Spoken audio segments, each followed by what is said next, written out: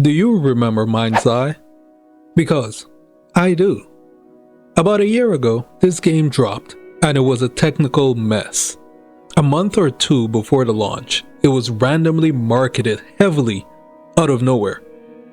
I don't think I have ever heard anyone talk about this game leading up to its launch, but all of a sudden, it was getting so much attention as the next big open world game. And I distinctly remember thinking to myself, this is going to be a mess. Not because it was a bad game or anything like that, but because it seemed too good to be true for a game that suddenly got pushed heavily only months before its launch. And, to no one's surprise, I was right, which isn't all that unusual with most games these days. The launch of MindsEye was immediately met with a critical mauling, with reviewers describing the game as a broken mess. The withholding of advanced review codes from major outlets proved to be an indicator of the technical state of the game. Players who pre-ordered the game were granted access to the deluxe edition upgrade, which included the premium pass and various cosmetic skins. But many found the game virtually unplayable in its initial state. The technical performance was particularly poor on PC, where players with top-tier hardware reported stuttering, visual dropouts, and inconsistent frame rates. Even with a day one patch, the game struggled to maintain performance stability. And the best part, they got to experience all of this at the low price of $60 at launch, or $80 if you're feeling fancy and want the deluxe edition. So, we fast forward almost a year later, which is crazy to me because it felt like this game has been out way longer. And MindsEye just randomly popped up on sale, and I was surprised. How dare they charge people this much money for a dead game full of bugs and issues? Well, it turns out the game actually wasn't dead. The game was still getting updates and even content. Heck, recently they went independent from their publisher, so I thought, why not check it out now? And here we are, with me talking about playing MindsEye for the first time.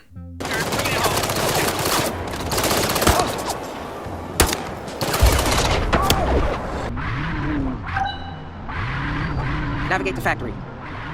See that blacked out car over there? Let's drive past them and see who they are. It's been waiting for us. It's a tail. Not exactly inclined. I'll try spinning. That's a good trick. So, you start out in a cutscene, somewhere in the desert, looking like you're on a Spec Ops mission.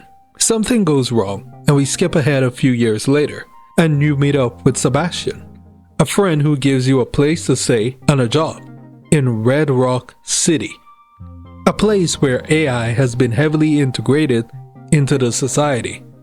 Oh, and your name is Jacob, an ex-soldier. And this is where the game hit me with a left jab. So far, we've been in cutscenes. I will say this, those cutscenes had me thinking this was going to be an amazing looking game. Turns out, that jab was a fake, and the real hit was a right hook.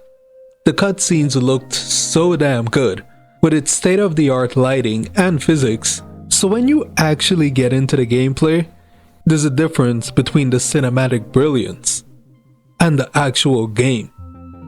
Now, don't get me wrong, how the game visually looked wasn't horrible. It just didn't look as vibrant or cleanly detailed as the cutscenes did.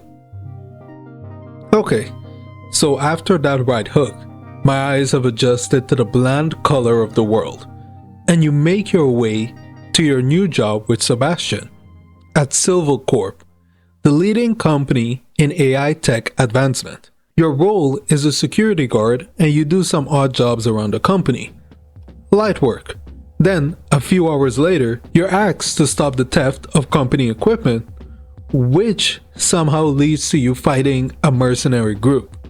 At this point, my perspective of this game had gone up from that right hook. The driving actually felt unique while also having a similar feel to driving in most open world games. Apparently, the assistant game director, Adam Whiting, famously cited the Fast and Furious franchise as a core inspiration for the game's edge of control sensation, whatever that means. The actual handling falls in line with arcade-like. When you look at the driving in detail, the vehicles appear to float above the road surface, with minimal visible suspension compression or tire-to-pavement interaction. In layman's terms, the wheels aren't interacting with the road like actual physics, so it doesn't give off the sim feeling. But that's just nitpicking the game. Obviously, the main focus or appeal of the game isn't the sim feel of driving. Unfortunately, there's a very small variety of vehicles that can be used. But the flying vehicles and drones are one of the few. To my surprise, you could drive flying vehicles and they actually fit in with the world of MindsEye. It's probably the best feature this game have, in my opinion. So you would think that since there's flying, there must be an open world. And you would be right. Kinda. This time the game did a hezzy on me, and I was expecting a fake out, but nothing came, and we were both confused. Here's the thing. The open world in this game had me the most confused. It looks amazing and looks explorable, but the game doesn't want you to explore it. Heck, I don't even think the game wants you to acknowledge open world exists. There are a lot of missions that require you to drive around and go from point A to point B, but outside those missions, MindsEye doesn't look like it wants you to explore the open world.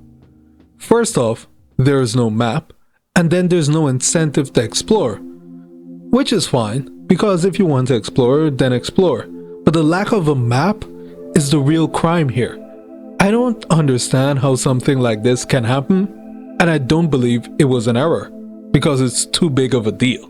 It's on purpose, and that's probably because MindsEye was supposed to be rejecting the traditional seamless open world in favor for a fake open world structure. This design philosophy is a direct response to the difficulty of telling a tightly paced narrative in a vast sandbox, which sounds like BS, I'll be honest with you, but that's just me. And what makes it worse is that the lore of the city seemed somewhat interesting.